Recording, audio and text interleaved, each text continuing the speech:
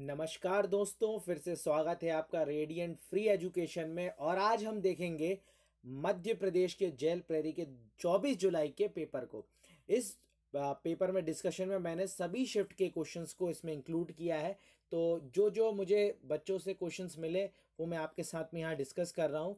इससे आपको एक आइडिया लग जाएगा कि क्वेश्चंस किस टाइप के आ रहे हैं, क्या पूछा जा रहा है, कहाँ से पूछा जा रहा है, किस टाइप से क्वेश्चन डिज़ाइन हो रहा है, क्वेश्चन का लेवल क्या है, हार्ड क्वेश्चंस आ रहा है या इजी क्वेश्चन आ रहा है, ये आपको मालूम चल जाएगा इसके बाद में। चलिए शुरू करते हैं। पहला क्वेश्चन था मध्य प्रदेश में अभी यानी वर्तमान में कितने जिले हैं। तो अभी वर्तमान में 51 जिले हैं और जो 51वां जिला है वो है अगर मालवा, जो कि शाजापुर से अलग होकर बना है। अगला क्वेश्चन है मध्य प्रदेश के गठन के समय मध्य प्रदेश में कितने जिले थे। तो उसमें उस समय पे 43 जिले थे। ये बात हो रही है 1956 की। फजल अली जो कि राज्य पुनर्गठन आयोग के अध्यक्ष थे, उनकी सिफारिशों पे मध्य प्रदेश अलग हुआ था, ये अलग राज्य बना था। वो क्या उसमें पूरा था, कितने पार्ट, 4 पार्टों में बना था। तो वो एक इम्पॉर्टेंट चीज़ है, वो आप पढ़ लीजिएगा, क्योंकि अभी तक मैंने ये देखा गठन से क्वेश्चन आया है। हो सकता है अगले सेट में ये पूछ लिया जाए, जो ये 4 पार्ट थे ABCD, उनमें से किसी एक पार्ट की राजधानी आपसे पूछ लिया जाए, या उनमें से ये भी पूछ सकता है कि राज्य पुनर्गठन आयोग के अध्यक्ष कौन थे। तो ये आने की बहुत ज़्यादा संभावना है, तो आप इसे ज़रूर पढ़ लीजिएगा। हाल ही में मध्य प्रदेश ने नए वित्तीय वर्ष की घोषणा की। नया वित्तीय वर्ष कब से कब तक रहेगा, ये करंट अफेयर का क्वेश्चन है।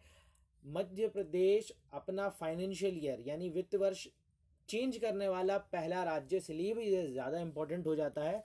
तो ये जनवरी से लेकर दिसंबर तक रहेगा और ये पहले 31 मार्च को ख़त्म होता था, मतलब 1 अप्रैल से लेकर 31 मार्च तक पहले फाइनेंशियल ईयर हुआ करता था।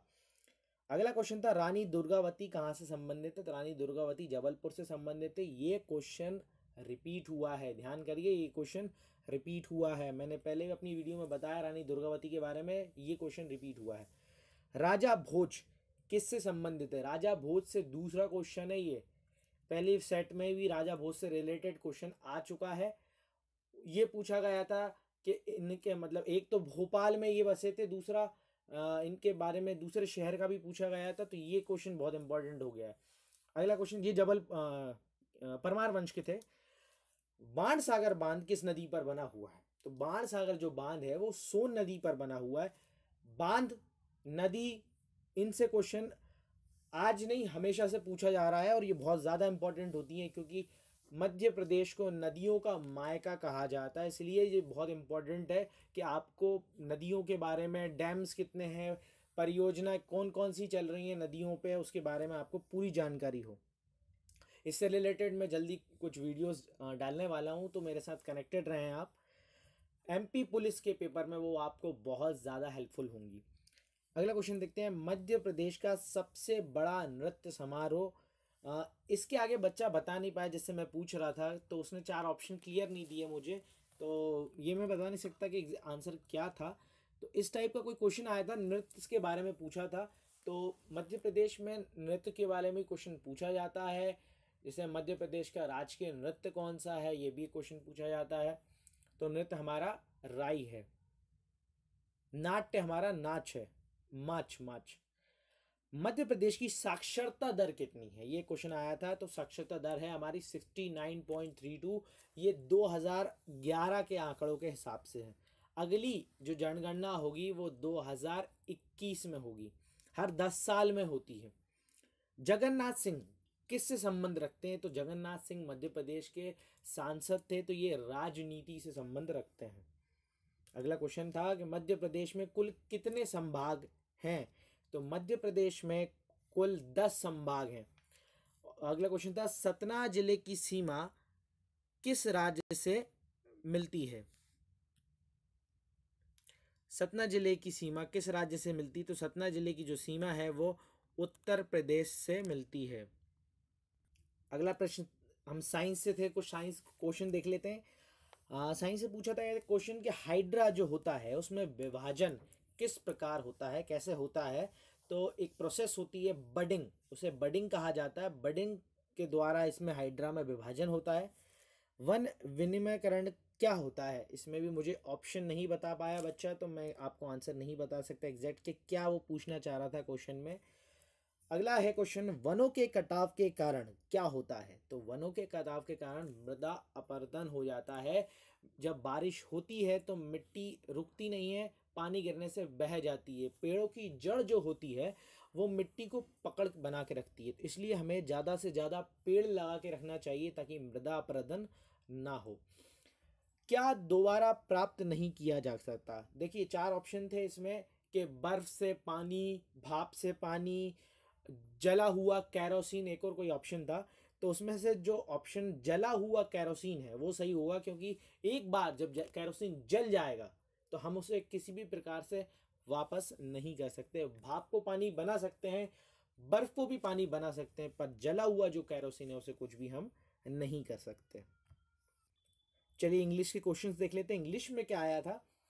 मेल्ट का अपोजिट पूछा गया था। देखिए बेसिक ग्रामर आ रही है, synonyms, antonyms, idioms and phrases, one word, article से प्रपोजिशन, यहीं से क्वेश्चन आ रहा है। कोई बहुत ज़्यादा ऐसा डीप नहीं पूछा जा रहा है, तो आप अगर हल्का हल्का भी देख लेंगे एक बार तो भी आपसे क्वेश्चन बन सकते हैं इसके। तो देख लेते किस प्रकार क्वेश्चन आए थे। मेल्ट का अपोजिट पूछा गया था, 2 एरर के क्वेश्चन थे। आर्टिकल से 3 क्वेश्चन थे, मतलब फिलिंदा ब्लैंक दिया हुआ था, उसमें ए एन दा भरना था। तो वो आपको ए एन दा के अगर रूल मालूम है तो बहुत आराम से आप वो 3 क्वेश्चन लगा सकते थे। एक वन वर्ड था, स्टडी ऑफ प्लैनेट्स क्या होता है, स्टडी ऑफ बोन्स क्या होता है, ये पूछा गया था। आई एम सॉरी मैं यहाँ पे आंसर लिखना भूल गया, तो ये आप चेक कर लीजिएगा, ठीक है। स्पेलिंग एरर आई थी, दो ईडियम्स आए थे। ईडियम्स मतलब होता है मुहावरे, मुहावरे 2 पूछे गए थे। फिल इन द ब्लैंक में प्रपोजिशन भरने को आई थी। तो यही सब आया था, कोई बहुत ज़्यादा हार्ड क्वेश्चन नहीं पेपर पूछा जा रहा है। इंग्लिश भी बहुत इजी है। हिंदी की मैं बात करूँ, हिंदी कैसी आई थी, तो बनिए में कौन सा प्रत्यय है ये पूछा गया था। कुछ भिन्नार्थक शब्द पूछे गए थे। भिन्नार्थक मतलब एक शब्द के अलग अलग जो अर्थ होते हैं उसे भिन्नार्थक कहते हैं। वाक्य शुद्धिकरण आए थे, वाक्य दिए थे, आपको उसको शुद्ध वाक्य बताना था। इनमें से चारों में से शुद्ध वाक्य कौन सा है। विलोम शब्द पूछे गए थे, बहुत सरल से विलोम शब्द थे। कुछ रचनाएं पूछी गई थी।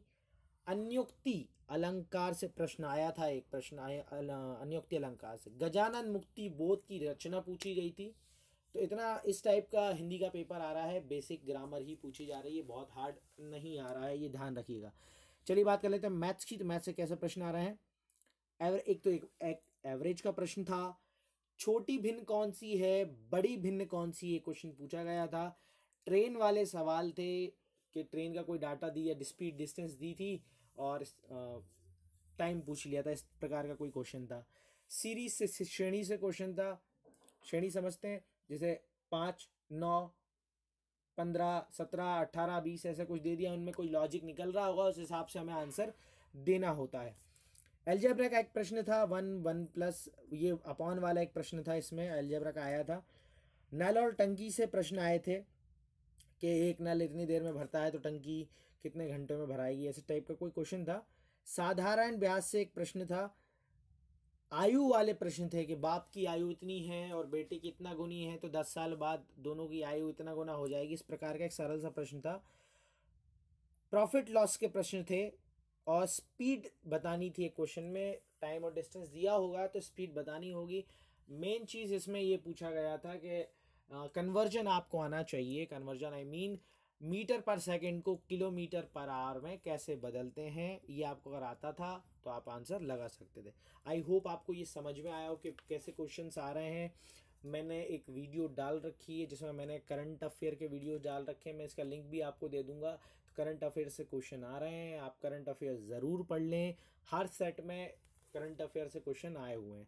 Thank you very much for watching this video. और अगर आपको पसंद आई है वीडियो तो अपने दोस्तों को ज़रूर शेयर करें, हमारे चैनल को सब्सक्राइब किए।